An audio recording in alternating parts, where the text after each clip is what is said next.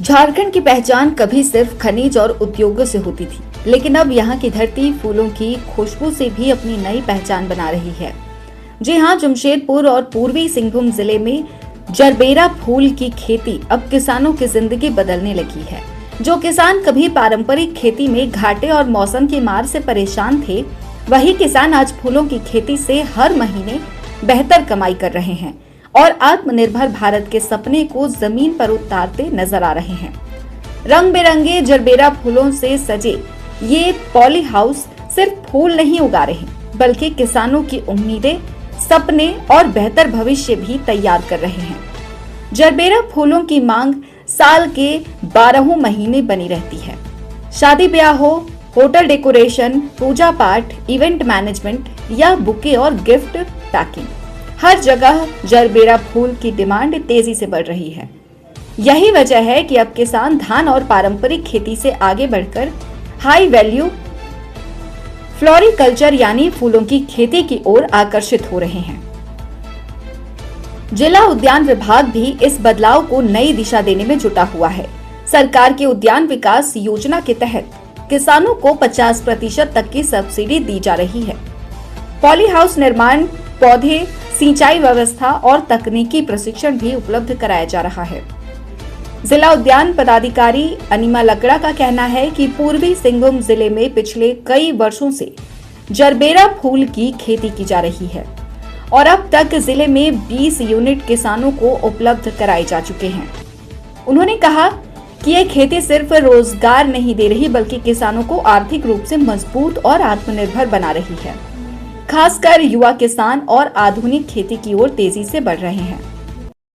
Gerbera फूल के बारे में क्या कहना चाहेंगे, कितना लाभ हो रहा है किसानों को? सभी किसान भाइयों को मेरा जोहार। उद्यान विभाग की ओर से सरकार योजना चला रही है संरक्षित फूल की खेती, जिसमें हम लोग जरबेरा फूल को प्रोत्साहित कर रहे हैं किसानों को लगाने के लिए। इसमें हम लोग 50% अनुदान में भी स्कीम दे रहे हैं और इसमें 1000 स्क्वायर मीटर का एक शेड नेट रहता है, जिसमें आपको जरबेरा फूल, उसमें आपका मल्चिंग और ड्रिप इसमें साथ में लगा होना चाहिए। और ये सारी हम लोग योजनाएं इसमें देते हैं। और मैं इस योजना में देने के लिए सबसे पहले किसानों को ये कहना चाहूँगी कि फूल की खेती की ओर वो लोग अपना जागरूकता दिखाएं, क्योंकि सब्जी खेती तो सब कोई करते हैं, फूल पे भी और अपना इंटरेस्ट दिखाना चाहिए। क्यों हम बाहर से फूल देख के आए, यहाँ से भी हम लोग को फूल बाहर भेजना चाहिए किसानों को। जैसे कि आपका कलकत्ता से यहाँ माल आता है, यहाँ फूल आता है, क्यों ना यहाँ के किसान भी फूल की खेती करें। कलकत्ता यहाँ से ज़्यादा दूर नहीं है, हम लोग बाहर से पौधा लेके आते हैं। उससे अच्छा हम लोग अपने ज़िले में खुद हम लोग अपना नर्सरी बनाएं, अपना फूल की खेती करें यहाँ से और उससे लाभ उठाएं। जैसे जरबेरा की खेती में आपको ज़्यादा से ज़्यादा 3 महीना में आपका फूल आ जाता है।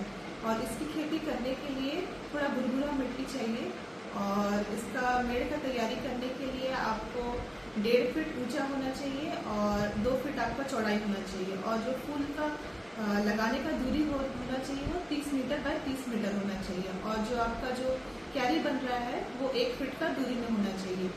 और इस फूल को लगाने से पहले आप लोग गोबर खाद प्रयोग कर सकते हैं खेत का तैयारी करने से पहले।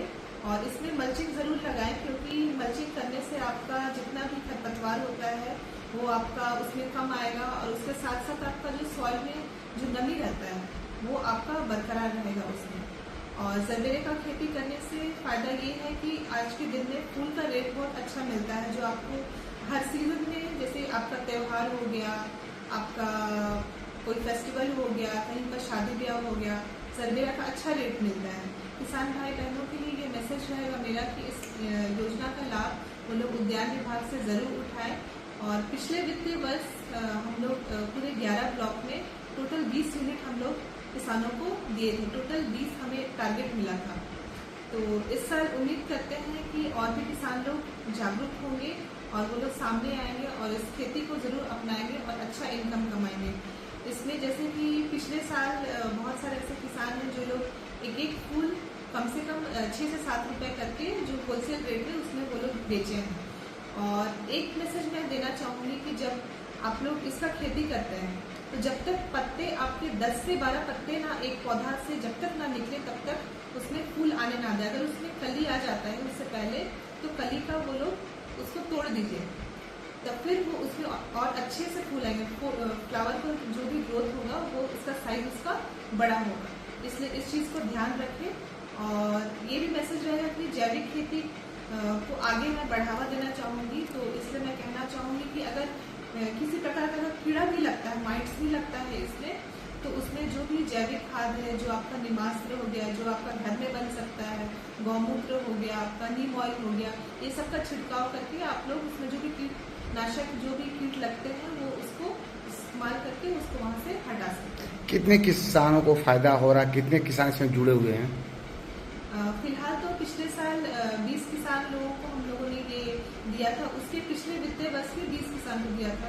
मतलब लगभग 4 साल में मैं यहाँ जब से मैं पोस्टेड हूँ तब से कम 100 किसान से जुड़ चुके हैं जरबेरा की खेती के लिए। कितने आमदनी हो रहा है यदि बोला जाए तो? एक किसान कम से कम आपका जो हार्वेस्टिंग करता है वो आपका सप्ताह में आपका सप्ताह आपका 500-600 पौधा फूल वो लोग निकाल लेता है। तो अगर आप कैलकुलेशन करेंगे तो 500-600 पौधा अगर एक सप्ताह में अगर वो निकाल रहा है, अगर वो 6 रुपए करके भी बेच रहा है तो एक सप्ताह में उसका कम से कम 30,000 रुपये उसका कम से कम आमदनी हो जा रहा है उसमें। पूरे जिले में कहाँ कहाँ पर सबसे ज़्यादा इसकी खेती हो रही है? सबसे ज़्यादा डिमांड आपका पटंगा और बोड़ाम ब्लॉक में है, क्योंकि वहाँ पर फूल का खेती बहुत ज़्यादा होता है। बहरागोड़ा साइड थोड़ा कम है क्योंकि उधर धान का खेती ज़्यादा करते हैं लोग। इसलिए ज़्यादातर जो आपका फूल का खेती है वो आप पटंगा, बोड़ाम, जमशेदपुर और आप घाटशिला साइड में देख सकते हैं। सबसे ज़्यादा लेकिन पटंगा और बोड़ाम में मिलेगा आपको। जरबेरा की खेती की सबसे बड़ी खासियत ये है कि इसमें कम जमीन पर भी बेहतर उत्पादन होता है और बाजार में इसकी कीमत भी अच्छी मिलती है। जहां पारंपरिक खेती में किसान मौसम और बाजार पर निर्भर रहते हैं, वहीं फूलों की खेती में कम समय में बेहतर मुनाफा संभव है। यही वजह है कि अब गांवों के युवा खेती छोड़ शहर भागने के बजाय गांव में रहकर आधुनिक तकनीक से खेती करना पसंद कर रहे हैं।